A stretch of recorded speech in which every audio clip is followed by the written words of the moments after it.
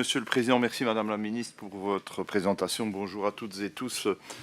Madame la Ministre, la défense d'un budget en commission n'est jamais un moment facile, on le sait, et a fortiori lorsqu'il s'agit du premier, et c'est bien, nous sommes bien dans ce cas de figure. Alors, dans le cas qui nous occupe, nous avons à la fois à débattre du premier feuilleton d'ajustement 2024, ce que nous allons faire tout de suite, et de l'initial 2025. Et je dirais que ces deux exercices ne connaissent pas la même réussite. Alors, en effet, et je vais sans doute me répéter, Madame la Ministre, je vois que vous souriez déjà, donc vous savez déjà ce que je vais dire, et c'est très bien ainsi. Nous avons déjà eu l'occasion de l'évoquer à plusieurs reprises, et encore lors de la dernière séance plénière. Il faut saluer, et j'insiste, saluer l'effort fourni par le gouvernement en faveur du monde agricole lors de l'ajustement.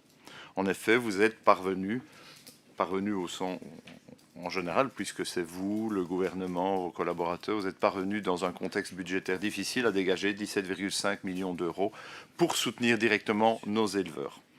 Et nous vous en félicitons, nous l'avons déjà fait et nous le refaisons aujourd'hui. Cela étant, ces félicitations seront tempérées.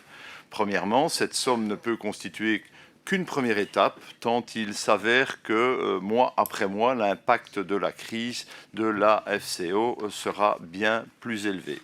Deuxièmement, à l'heure où vous nous annoncez une gestion budgétaire rigoureuse, à l'heure où vous imposez aux pouvoirs locaux un effort budgétaire sans précédent, à l'heure où le monde associatif, quel que soit son domaine d'action, va voir ses budgets réduits comme peau de chagrin, vous avez refusé de défendre vos droits et d'aller chercher tout ou partie de cette somme chez ceux qui avait une responsabilité dans la propagation de la crise, à savoir le gouvernement fédéral et particulièrement le ministre et maire Clarinval.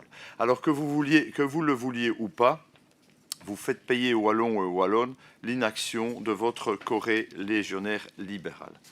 Enfin, troisièmement, contrairement à ce qui a été promis et à ce que les organisations agricoles avaient demandé, les éleveurs caprins sont exclus des mécanismes d'aide et c'est regrettable. J'en resterai là pour l'ajustement.